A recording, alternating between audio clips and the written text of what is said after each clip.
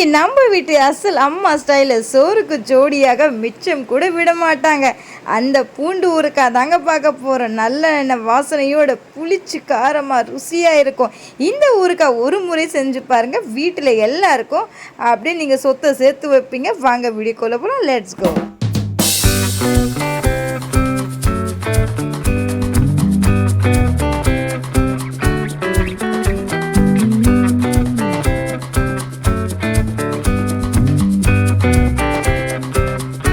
சேனலில் செம்மையாக என்ன கலக்க போகிறோம் அப்படின்னா காரசாரமான பூண்டு ஊறுக்காய் வீட்டிலே ரெடி பண்ணலாங்க. ருசியும் ஆரோக்கியமும் கொடுக்கும் இந்த ஊறுக்காய். ஒரு தடவை வச்சு பார்த்தீங்கன்னா தினசரி சாதத்துக்கு இது தாங்க மாசாக முடியாத சைட் டிஷ் ஆகிடும். வீடியோவை ஸ்கிப் பண்ணாமல் பாருங்கள், முழுசாக பாருங்கள். என்ன இன்க்ரீடியன்ஸ் ஆட் பண்ணியிருக்கேன்னு சொல்லிட்டு உங்களுக்கு இந்த வீடியோவில் தெரியும். வாங்க வீடியோக்குள்ளே போகலாம். இதுக்கு வந்து தேவையான பொருட்கள் வந்து பார்த்தீங்கன்னா 250 கிராம்ஸில் கப்பில் வந்து நான் வந்து உரிச்ச பூண்டு எடுத்திருக்கேன். நல்லா வாஷ் பண்ணிட்டேங்க. நல்லா வாஷ் பண்ணிவிட்டு அதுக்கப்புறமா அதை எடுத்து வச்சுக்கலாம். அண்ட் வந்து பொடியை நறுக்குனா வந்து தக்காளி எடுத்துக்கலாம். அண்ட் வந்து சின்ன வெங்காயம் ஆட் பண்ணோம் அப்படின்னா நல்லாயிருக்கும். அதுவும் வந்து பார்த்திங்கன்னா ஒரு கைப்பிடி தான் நீங்கள் சின்ன வெங்காயம் எடுத்துக்கணும். கொஞ்சமாக வந்து ஒரு பிஞ்ச் அளவுக்கு ஒரு புளி எடுத்துக்கோங்க. காஞ்ச மிளகாய் எடுத்துக்கோங்க. அண்ட் காஷ்மீரி மிளகாய் எடுத்துக்கோங்க. 15 காஞ்ச மிளகாய் எடுத்திருக்கேங்க. நான் வந்து 10 காஞ்ச மிளகாய் எடுத்திருக்கேன். 5 வந்து பார்த்தீங்கன்னா நான் வந்து காஷ்மீரி மிளகாய் ஆட் பண்ணியிருக்கேன். 5 காஷ்மீரி மிளகாய் நம்ம எதுக்கு ஆட் பண்ணுறோம் காஷ்மீரி மிளகாய் அப்படின்னு பார்த்தீங்கன்னா கலருக்கோசரம் தாங்க நம்ம வந்து காஷ்மீரி மிளகாய் ஆட் பண்ணுறோம். எனக்கு வந்து காஞ்ச மிளகாய் எதுக்கு நம்ம ஆட் பண்ணுறோம் அப்படின்னா காரக்கோசரம் தாங்க ஆட் பண்ணுறோம். அண்ட் வந்து கொஞ்சமாக வந்து எலுமிச்சை சைஸ் பாதி இருக்குல்ல, அதில் வந்து கொஞ்சமாக புளி எடுத்துக்கோங்க. 2 தக்காளி சின்ன சின்னதாக அதை வந்து அரிஞ்சு வச்சுருங்க பொடியாக. தக்காளி வந்து நம்ம அதிகமாக போட்டோம் அப்படின்னா அது வந்து கொஞ்சம் புளிப்பு தன்மை இருக்கும். அதனால கட்டியாக பெருங்காயம் இருக்குங்களே, பெருங்காயம் கட்டி அதை கொஞ்சம் ஆட் பண்ணிக்கோங்க. இந்த மாதிரி சைஸில் நல்லெண்ணெய். இன்றைக்கி நம்ம வந்து எதில் செய்ய போகிறோம் ஊறுக்காய் அப்படின்னு பார்த்தோன்னா நல்லெண்ணெய் நீங்கள் செஞ்சு சாப்பிட்டீங்கன்னா டேஸ்ட் அமோகமாக இருக்கும், வாசனை கமகமன்னு இருக்கும். போகலாம் அடுத்த ஸ்டெப் நான் என்ன பண்ணலாம்னு சொல்லிட்டு காட்டுறேன். என்னுடைய வீடியோவை ஃபுல்லாக பாருங்கள், ஸ்கிப் பண்ணாமல் பாருங்கள். அப்போ தான் கடைசியில் ஒரு ஸ்டோரி உங்களுக்கு ஒரு டிப் சொல்ல போகிறேன். அது என்ன டிப் சொல்ல போகிறேன்னு சொல்லிட்டு ஃபுல்லாக வீடியோவை பாருங்கள். வாங்க வீடியோக்குள்ளே போகலாம், லெட்ஸ் கோ. பாத்திரம் எடுத்துக்கோங்க. அதில் வந்து இன்னைக்கு வந்து நல்லெண்ணெய் தான் செய்ய போகிறோம். அது 100 கிராம் எண்ணெய் வந்து நம்ம நல்லெண்ணெய் ஆட் பண்ணிக்கலாங்க. நான் இன்னைக்கு வந்து பார்த்தீங்கன்னா ஊறுக்காவை நல்லெண்ணெய் தாங்க ஆட் பண்ணுறேன். இப்போ நம்ம கட்டி பெருங்காயம் போட்டுடலாங்க. இது நல்லா உருகணுங்க. அடுப்பானதை வந்து பார்த்தீங்கன்னா ரொம்ப சிம்மில் வச்சுக்கோங்க. ஒரே வாசனை தாங்க. கட்டி பெருங்காயம் போட்டாவே வாசனை தான், தூள் போட்டாலும் வாசனை தாங்க. இந்த மாதிரி பண்ணி பாருங்களா, அப்படியே நல்லா இருக்குங்க. அப்படியே ஸ்டோரேஜ் பண்ணி வைக்கலாம். நல்லா கொஞ்சம் செவர்ற வரைக்கும் நீங்கள் வந்து கொஞ்சமாக ஃப்ரை பண்ணிகிட்டே இருங்க. அடுப்பானல கொஞ்சம் சிம்மில் வச்சுக்கோங்க. அது எந்த ஸ்டேஜில் வந்து இருக்கணும் அப்படின்னு சொல்லிட்டு நான் உங்ககிட்ட காட்டுறேங்க. அதனால தான் ஃபுல் வீடியோவை பாருங்கள், ஸ்கிப் பண்ணாமன்னு சொல்கிறேன். நான் ப்ரெஸ் பண்ணி காட்டுறேங்க. பாருங்க, நல்லா ப்ரெஸ் ஆயிடுச்சுங்களா? இதுதான் கரெக்டான ஸ்டேஜுங்க. இப்போ நம்ம எடுத்துடலாங்க, இல்லைன்னா வந்து அடி பிடிச்சிடும், நல்லா தீஞ்சிடும். இப்போ நம்ம எடுத்து ஒரு தட்டில் வச்சிடலாம். இப்போ வந்து அதே எண்ணெயில் வந்து நம்ம பூண்டு ஆட் பண்ணிக்கலாங்க. பூண்டு வந்து நல்லா செவர்ற வரைக்கும் அடுப்பானல வந்து மீடியம் ஃப்ளேமில் வச்சுருங்க. தூக்கி விட்டு அதிகமாகவும் வைக்காதீங்க, கம்மியாகவும் வைக்காதீங்க, மீடியமாக வச்சுக்கிட்டு கொஞ்சம் செவர வரைக்கும் அப்படியே நீங்கள் ஃப்ரை பண்ணிட்டே இருங்க. கொஞ்சமாக எல்லாம் செவந்துருச்சுங்க. இந்த ஸ்டேஜில் நம்ம இதுவும் நம்ம தட்டில் எடுத்து போட்டுக்கலாங்க. இப்போ பாருங்கள், நம்ம இதுவும் தட்டில் எடுத்துடலாம். இப்போ இந்த ஸ்டேஜில் நம்ம சின்ன வெங்காயம் எடுத்து வச்சுருக்கோங்கல்ல, அதுவும் நம்ம ஃப்ரை பண்ணிடலாம். அடுப்பானல கம்மியாக வச்சுக்கோங்க. நான் எப்பப்பெல்லாம் வந்து அதிகமாக வைக்க சொல்லுன்னா அப்பப்பெல்லாம் நீங்களும் அதிகமாக வச்சுக்கோங்க. அண்ட் எப்போல்லாம் நான் கம்மியாக வைக்க சொன்னால் அந்த அளவுக்கு நீங்கள் கம்மியாக வச்சுக்கிட்டா போதும். காஞ்ச மிளகாவை வந்து முதலே போட்டிங்க அப்படின்னா தீஞ்சு போயிடுங்க. ஸோ நம்ம சின்ன வெங்காயம் போடும்போது ஒரு 2 நிமிஷத்துக்கு அப்புறமா தான் நீங்கள் வந்து காஞ்ச மிளகா போடணும். போட்டதுக்கப்புறமா நல்லா வந்து அது ஒரு நிறம் சேஞ்ச் ஆகிற வரைக்கும் நீங்கள் என்ன பண்ணணும், கொஞ்சமாக வந்து ஃப்ரை பண்ணிட்டே இருங்க. அப்படியே கலர் சேஞ்ச் ஆகணுங்க, வெங்காயோட கலர் சேஞ்ச் ஆகணும். நல்லா அப்படி ஃப்ரை பண்ணிகிட்டே இருங்க. அடுப்பானல ரொம்ப சிம்மில் வச்சுக்கோங்க, ஏன்னா வந்து காஞ்ச மிளகா வந்து கொஞ்சம் கருகிடுங்க. வெங்காயமும் நல்லா ஃப்ரை ஆயிடுச்சுங்க. இந்த ஸ்டேஜில் இதுவும் நம்ம தட்டில் போட்டு வச்சுக்கலாங்க. இப்போ எண்ணெய் ஃபுல்லாக சுண்டிடுச்சுங்க. இப்போ கொஞ்சமாக மறுபடியும் லைட்டாக வந்து எண்ணெய் விட்டுக்கோங்க. எண்ணெய் விட்டதுக்கு அப்புறமா நம்ம பொடியை நறுக்கின தக்காளி இருக்குங்களா 2, அதுவும் நம்ம ஆட் பண்ணிக்கலாங்க. அண்ட் வந்து எலுமிச்சை சைஸில் புளி எடுத்துருக்கோம்ல, அதுவும் நம்ம ஆட் பண்ணிவிட்டு நல்லா இப்படி வந்து ஃப்ரை பண்ணிடலாம். அடுப்பானல மறுபடியும் சொல்கிறேன், கம்மியாக வச்சுட்டு அப்படியே ஃப்ரை பண்ணிகிட்டே இருங்க. எந்த ஸ்டேஜில் எடுக்கணும்னு சொல்லிட்டு அதுவும் உங்ககிட்ட காட்டுறேங்க.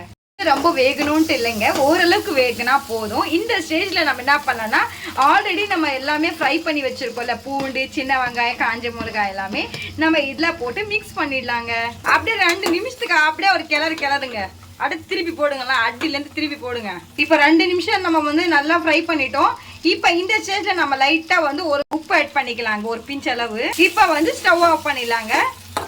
நல்லா இப்படி கிண்டிடுங்க. 2 நிமிஷத்துக்கு அப்புறம் மிக்ஸ் பண்ணிட்டதுக்கு அப்புறமா ஸ்டவ் ஆஃப் பண்ணிவிட்டு ஃபேன் காட்டில் ஆற வச்சுருங்க.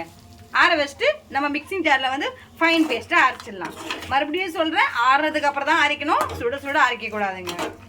பேஸ்ட்டாக அரைச்சிட்டோங்க பாருங்கள், செம்மையாக இருக்குது. இந்த மாதிரி பேஸ்ட்டாக இருக்கணும், ஃபைன் பேஸ்ட்டாக. இதுக்கு இப்போ நம்ம ஒரு தாளிப்பு கொடுத்துடலாங்க. வாங்க போகலாம். வந்து நம்ம பூண்டு எல்லாமே நம்ம தாளிச்சோமோ அதே கடாயில் வந்து இன்னைக்கு நம்ம ஆயில் விட்டு போகிறோம். எண்ணெய் எவ்வளோ ஆயில் எடுக்க போகிறோம் அப்படின்னா 100 கிராம் தாங்க எண்ணெய் எடுக்க போகிறோம். 100 கிராம் எண்ணெயில் தாங்க நம்ம செய்ய போகிறோம். அண்ட் கீழே வந்து ஏன் கருப்பாக இருக்குது பாத்திரம் அப்படின்னு நினைக்க போகிறீங்க, தப்பாக நினைக்க போகிறீங்க, என்னடா அலமையில் இப்படி செய்கிறாங்கன்னுட்டு.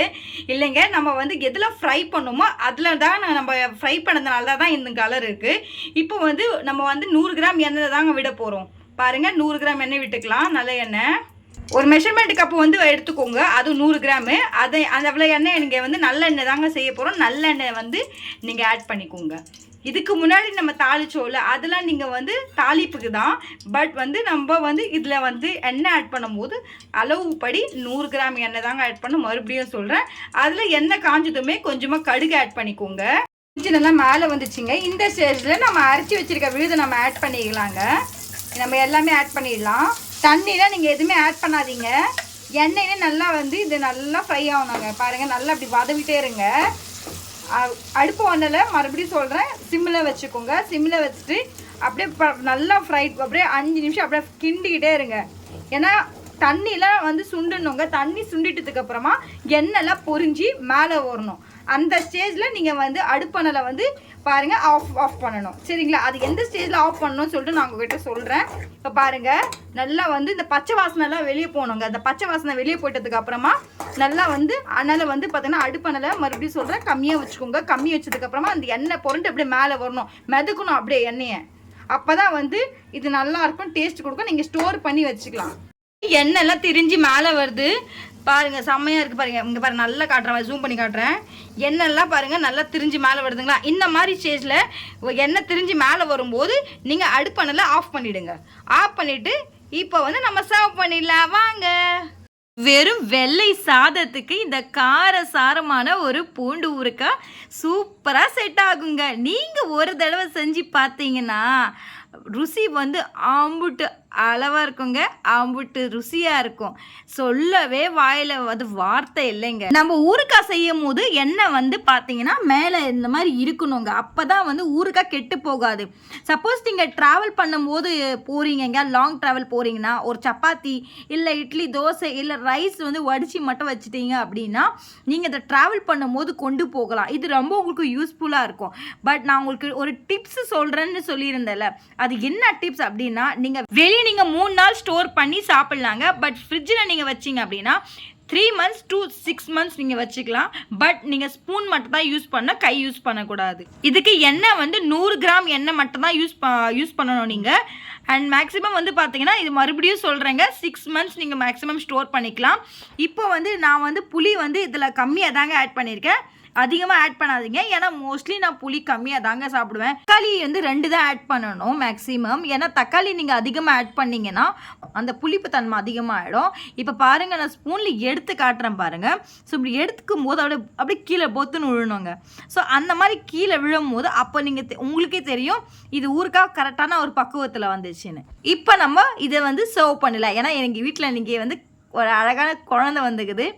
அதனால் அந்த குழந்தைக்கு ரொம்ப பிடிக்கும் இந்த ஊறுகாய், நான் வச்சு ஊறுக்காங்க. அதனால தான் நான் வந்து வெள்ளை சாதத்தோடு இப்போது நம்ம சர்வ் பண்ணிடலாம்.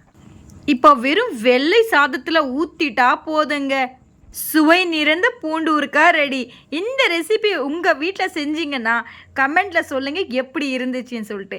என்னுடைய வீடியோ சப்போஸ் பிடிச்சிருந்தா ஒரு லைக்கை தட்டுங்க. கூடவே உங்கள் ஃப்ரெண்ட்ஸுங்களுக்கும் ஃபேமிலி மெம்பர்ஸ்க்கும் ஷேர் பண்ண மறந்துடாதீங்க.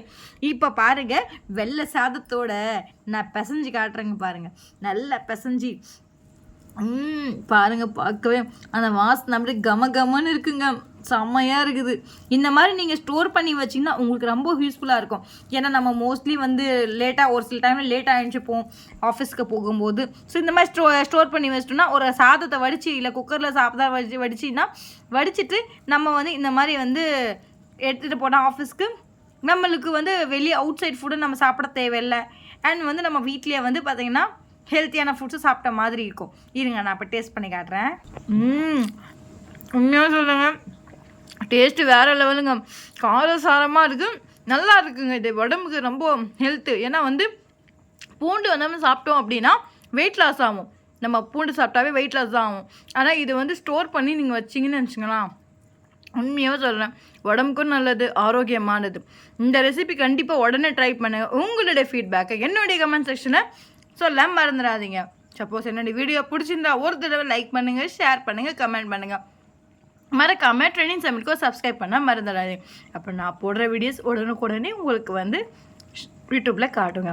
என்னுடைய வீடியோ பார்த்ததுக்கு ரொம்ப ரொம்ப நன்றி. நாளைக்கு ஒரு ஈஸியான ரெசிபியை சந்திக்கும் வரை உங்களுடைய அதுமாரி வீடியோ பெறுவது take care, bye, see you all, love you all.